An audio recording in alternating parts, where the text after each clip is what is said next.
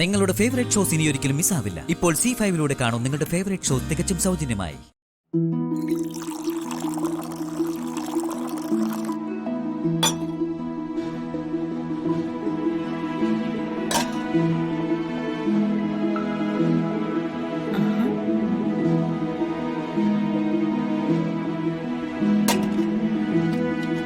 ഇത് കുമ്പളപ്പല്ലേ? ഇത് വിൽപ്പനയ്ക്കുണ്ടോ ഹോട്ടലില്? കൊള്ളാം. ഇവിടെ ഇലയുടെയൊക്കെ ഡിമാൻഡ് ഇതിന്. ആഹാ,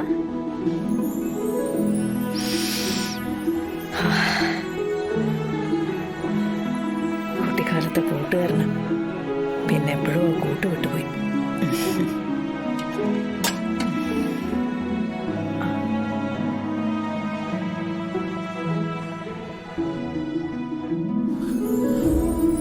ഞാനിപ്പോ കുറച്ച് ഫ്രീ ആയി ജീവിക്കുന്നില്ലേ അച്ഛാ?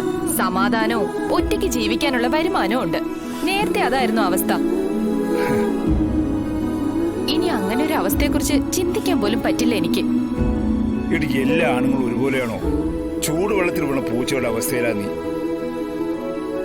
നിന്റെ അച്ഛനും കല്യാണം കഴിഞ്ഞ് മര്യാദയ്ക്ക് ഒരു കുടുംബം നടത്തിക്കൊണ്ടു പോകുന്നുള്ള കാര്യം നീ ഓർക്കണം. ഇതിപ്പോ എന്റെ കാര്യത്തിൽ രണ്ടിലൊന്നറിയാൻ എല്ലാവർക്കും ധൃതി ആയതുപോലെ ഉണ്ടല്ലോ.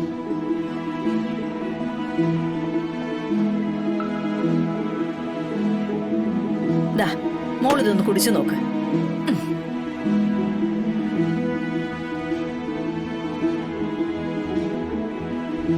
കുടിച്ചു നോക്കാനൊന്നുമില്ല, മണം കൊണ്ടറിയാം ഇവൻ അസൽ തറവാടിയാണെന്ന്.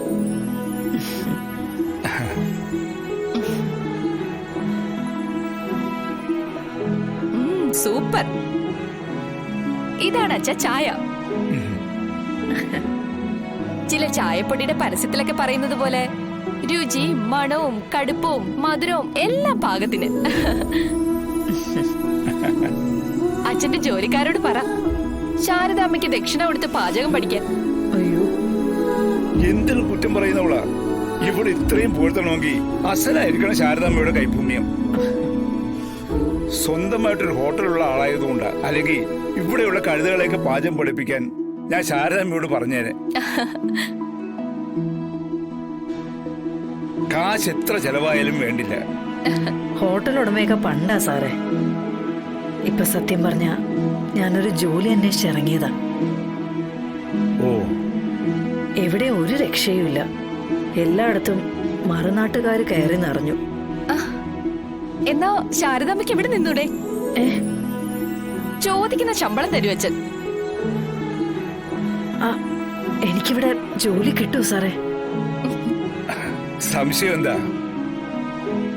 ഒരു കാര്യത്തിലും എന്റെ മോള് പറയുന്നതിനപ്പുറം ഒരു തീരുമാനമില്ല എനിക്ക്. നന്ദിയുണ്ടാവും സാർ.